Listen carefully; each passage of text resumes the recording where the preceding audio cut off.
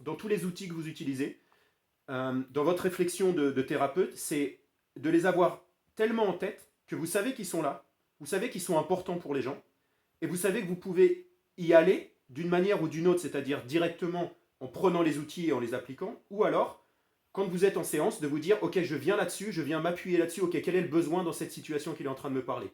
Quels sont les différents besoins qui ont l'air d'être importants dans cette situation? Quels sont les besoins que l'individu avec qui je suis en train d'échanger est en train de me dire directement ou indirectement? Et donc je les note.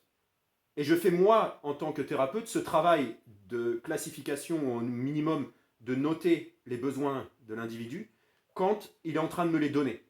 Et si je sens que là c'est un besoin qui n'est pas comblé ou qu'il est en train de me montrer ou m'expliquer que c'est important pour lui, de revenir dessus et de dire ok, quand tu me parles de ton besoin d'être écouté ou d'être compris ou de reconnaissance par rapport au travail, etc., qu'est-ce que ça veut dire pour toi? Donc tu peux utiliser le travail des besoins parce que tu l'as en tête et que tu sais que c'est intéressant et que tu peux revenir dessus, et que quand le client il est en train de te parler de ça, de t'appuyer dessus pour développer sur les besoins la manière dont tu l'as vu. Ou alors, si tu sens, ok, on a fait le tour et j'ai vu ce truc-là, ça peut être intéressant là d'y voir plus clair dans les besoins. Et donc, tu te poses avec le client, tu dis, ok, on va faire une liste. Voilà une liste de besoins. Tu lui donnes la liste des besoins.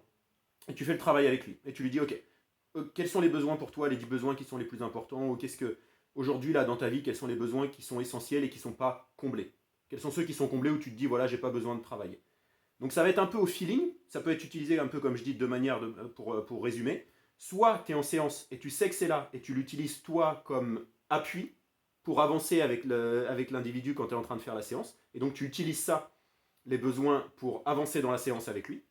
Ou alors, tu te dis, voilà, là il y a besoin de travailler plus spécifiquement sur le besoin et tu peux te dire, ok, je prends cet outil et je l'applique à ce moment-là en addition, en plus de la communication empathique, de la communication non violente, etc.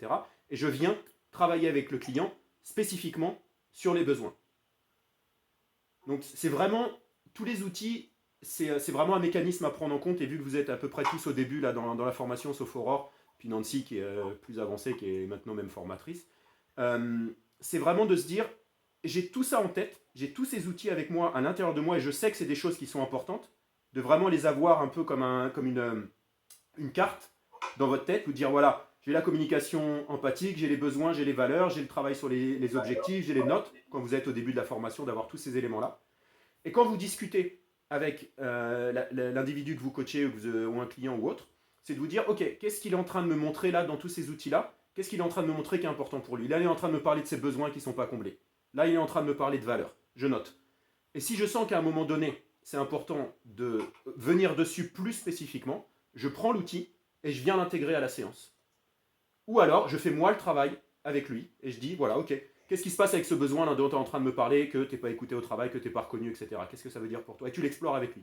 Sans spécifiquement dire, ok, on va travailler sur les besoins et faire un travail sur les besoins.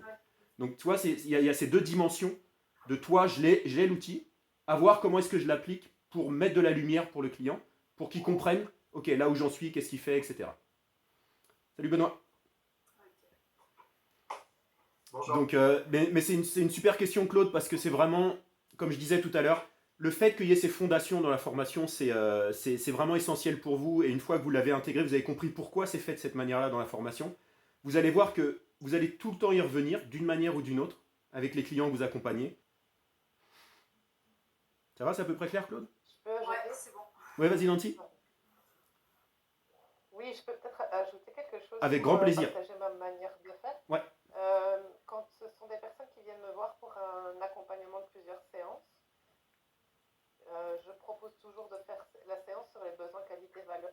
Elle prend 2 heures. Je propose des séances de 2 heures. Et si c'est pour juste une séance pour une problématique bien précise, alors effectivement, je la garde en toile de fond, et je vais certainement revenir à un moment donné sur le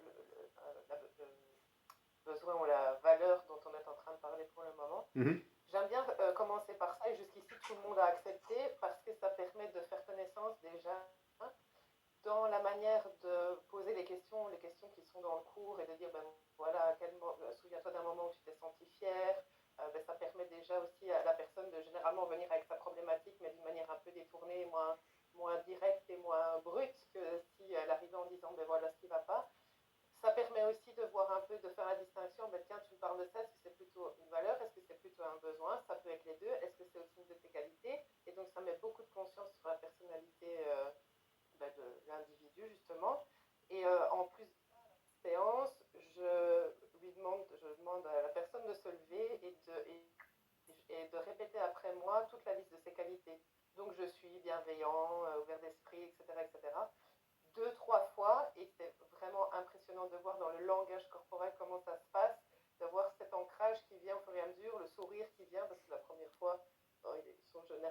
gêné, pas très à l'aise. Et je trouve que ça ancre énormément la confiance en soi Mhm. pour démarrer. Et j'ai toujours eu des retours positifs parce que les personnes me disent ah, mais c'est moi, en fait, c'est vraiment moi. Un peu comme s'il y avait une rencontre devant un miroir, mais un truc un peu plus individuel. Voilà pour la manière de fonctionner que je peux partager. Ouais. Moi, j'aurais une question. C'est qui, Bernard? Oui, Ouais. c'est moi, Bernard. Ouais.